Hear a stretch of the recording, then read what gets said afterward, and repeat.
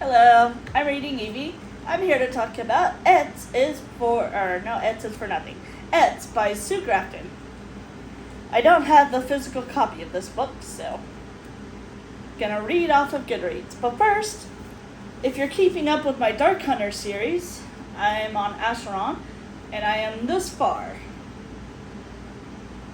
327 page 327 out of 800, so I'm getting there, almost halfway through.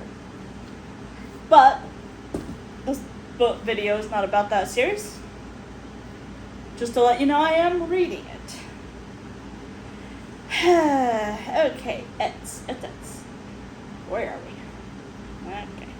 Besides the 24th letter in the alphabet, and it stands for many things. The number 10, an unknown quantity, a mistake, a cross, a kiss. It's definitely a 10 out of 10, but perhaps it's also... Oh, that's just advertising. Oh, perhaps it's also Sue Grafton's darkest and most chilling novel, too. It features a remorseless serial killer who leaves no trace of his crimes, once again breaking the rules and establishing new paths. Grafton wastes little time identifying this deadly sociopath. The test is whether private investigator Kinsey Millhone can prove her case against him before she becomes his next victim. Ooh. It's a very short plot compared to the last W. Oh well. Short like the title, X.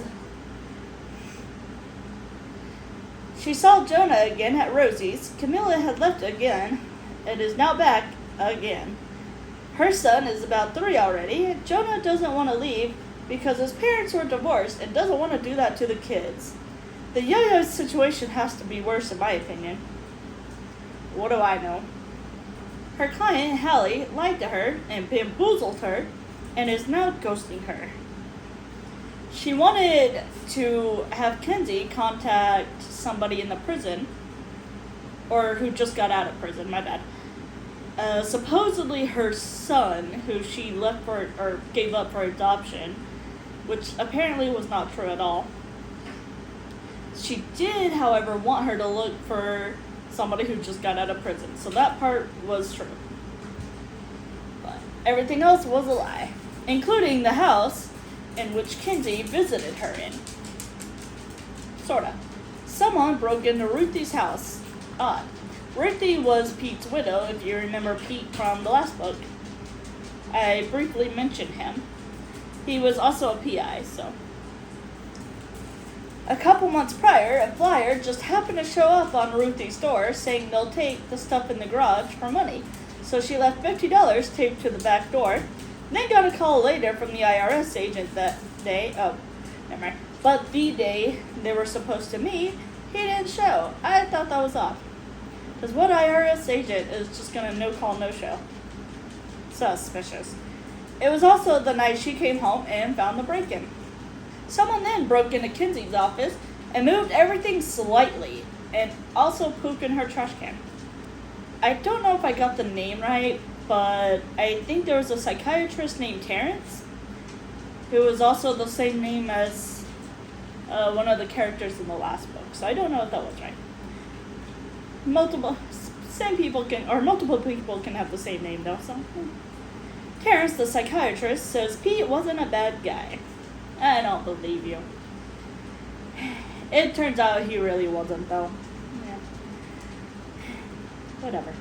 The receptionist Kim at the real estate place selling the house that the client led Kinsey to was found with the client's alleged son, who was out on parole, Christian. Yeah, so not the real son. But, yeah, she was using him for some reason. We never did find out. Or maybe it was some kind of plan to, I guess, get back at her ex-husband. Or maybe get her ex-husband back. Maybe both. But I don't think she ever ended up really using him for anything. So. Hallie's real name might be Theodora. At least that's the name Kinsey found on the receipt at the hotel bar she's followed them to. As far as we know, it was. The book also started out with somebody stealing art that might have also been Theodora from her ex-husband. Go figure. There's a guy named Ned who Terrence had sued years ago. His wife supposedly killed herself, which I don't believe, but we shall see. We never did get proof on that, but yeah. They have a kid named April who's grown up now. Kinsey had the box of personal items of the wife's to give to April that was passed to her from a priest from Pete. Kind of rhymes. April thought it was a scam when she called her and said that if Kinsey shows up to her house, she will call the police. Kinsey showed up anyways and was surprised when the police was called. Although it turns out April didn't call the cops. Oh, I have it in a note. Ned called the cops. April came by her office to accept the package on a later date. Ned's ex-wife said he liked to choke during sex. That's not ominous at all. Yeah, this guy's been married 2 or 3 times? Yeah, 3 times. So the first one died, second one divorced him, and he's still with the third one, who Ned is abusing. She tried leaving once, and he shot his dog in the backyard because he was serious about their relationship. Disgusting POS. How does that show he's serious about the relationship anyways? Poor dog. Someone is stealing Henry's water, probably Edna, their new neighbors. She's trying to play innocent. And it's actually turned out to be even worse. They're squatty. The old neighbors are trying to sell the house and live out of state. And they're wanted by the police as they stole $130,000 from the community college that Edna worked at. The husband helped with signatures too. Ned killed a 14-year-old girl in the past. Oh, girl. So he's pretty much a serial killer. Because in the end, they did find out, like, other, I think, people that went missing. Some dead, some still alive. Kind of reminded me of a movie I just watched, a Lifetime movie. What was that noise? I wish I could remember what it was, because it had the guy from True Blood in it. The one who plays Sam. It had somebody else. I don't know. It was just him. But a guy pretends to be a photographer, which Ned pretended to be, or really was interested in photography. The guy in the movie used that to basically trick young girls, and some young women too, and kill them, some of them, and then some still made it alive. So it kind of reminded me of that, where in the end they are able to identify some of the victims, living and dead. And now he's trying to kill Kinsey. It happened so fast. He came up all of a sudden in her office, grabbed her in a chokehold, and apparently he wasn't trying to kill her, just threaten her. We don't know why he let her live. And, oh well. In the end, he vanished. That was actually all my notes on X. It was an okay book. I wouldn't say it was that great. Excuse me.